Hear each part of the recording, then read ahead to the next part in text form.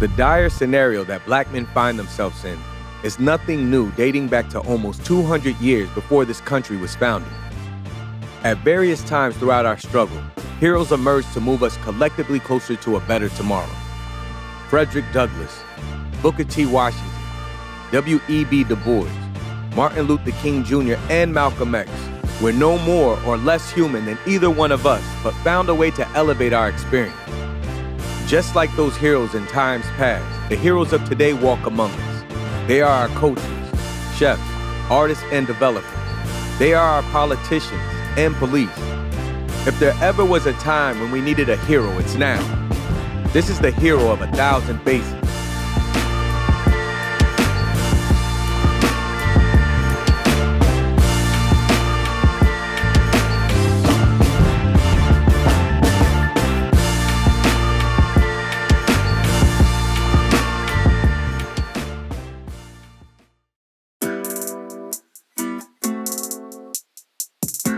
My name is Garrett Thompson.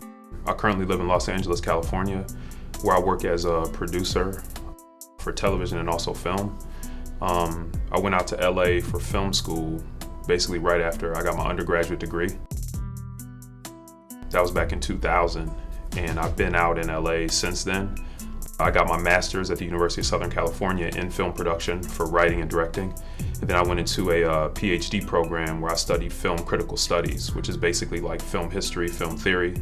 And I had a focus and an emphasis on African-American cinema, hip hop culture, and popular culture as well.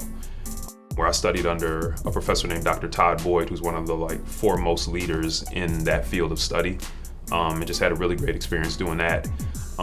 When I graduated from the program with my PhD, I taught for a little bit in African-American cinema at USC. And then I also was producing at the same time. So currently I produce for television, a lot of reality stuff, and I also have some independent feature films that are in different stages of development right now that I'm gonna be doing as well. And I also do music too, so anything that relates with media, African-American cinema, just the African-American narrative, I'm really interested in. The way I feel like I got to where I am in terms of what I'm doing is my parents always involved me in and immersed me in the arts from the time I was very young.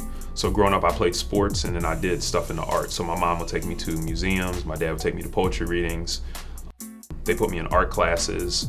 Anything dealing with art and music, they just exposed me to. And so from a very young age, I grew up having a really strong affinity towards the arts and also creativity. I grew up in Harrisburg, Pennsylvania, and there's not much of a film or entertainment industry there. There's more of one there now, but when I was growing up, there wasn't much of one. So I never really even consciously knew that I could work in the film industry. I didn't even know what the film industry was. I'd see movies, of course, and the credits at the end, but I had no conscious idea of what that even meant, until I went to college. And so when I went to college, I was a broadcast communication major, and I had a professor who I took a documentary film class from.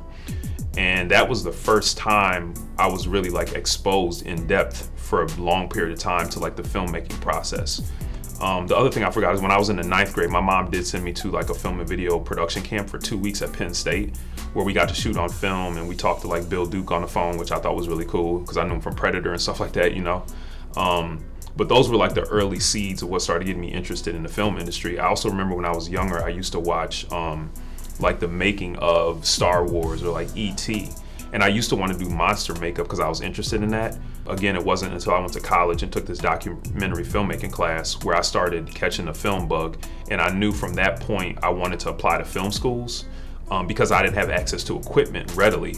And the technology at the time wasn't where you could afford the cameras and the editing systems and whatnot. So you had to kind of go to film school to get that experience, especially for somebody like me. So I applied to USC, UCLA, NYU, Temple, Florida State, and some other film schools. The first year I didn't get into USC, which is where I really wanted to go. So I worked for a year as an admissions counselor at the college where I graduated from, which was Susquehanna University. It's a small school in Pennsylvania.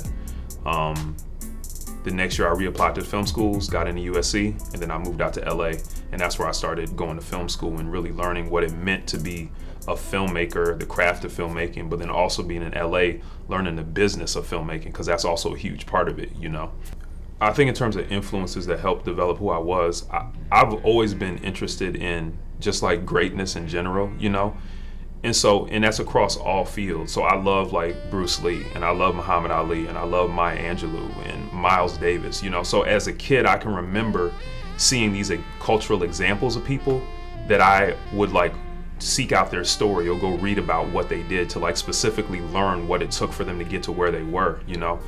And through that process, it started making me realize that the people that I was looking up to, they all had stories of struggle and stories of triumph and stories of failure all along the way. And it was really about how they applied themselves and had a dream or a vision that they wouldn't let anybody tell them couldn't happen, you know? And as I read those stories, it gave me inspiration and made me feel like whatever I wanted to accomplish, I could do it, you know? My parents also, like any dream that I had within reason, they were very supportive of. They never knocked it down. And they really worked hard at always encouraging me on things like that. And I think that was very important. My extended family, because I have a really large extended family of cousins and uncles and aunts and whatnot, of people who are professionals and business people and like really good family people. So I grew up with a really strong sense of pride in myself as an African-American male and also just a male within the culture, you know? And I never saw like barriers around me as things that could stop me. And I think that's really important too, because I feel like the internal side of who you are and your drive and knowing what your purpose is really key. And I got that from my parents, my family, and then also watching those examples of other just great people within the culture that I always felt connected to as an African American. And so when I saw Miles Davis play like old videos of him, or I saw videos of Ali fighting and like what they went against, it would give me strength and give me fuel, because I'm like, they were literally taking on the world at that time, you know? So compared to what they had to take on, all I really have to do is apply myself, dream, and then try to make it happen. You know, the stakes are less in a lot of ways now, even though in other ways they're more, because there's like a lot of violence going on right now, and there's just a lot of things culturally that are affecting our community. But I just see the narrative of African Americans and African American triumph and work and struggle and strength as something that always kind of fueled me as a kid, you know?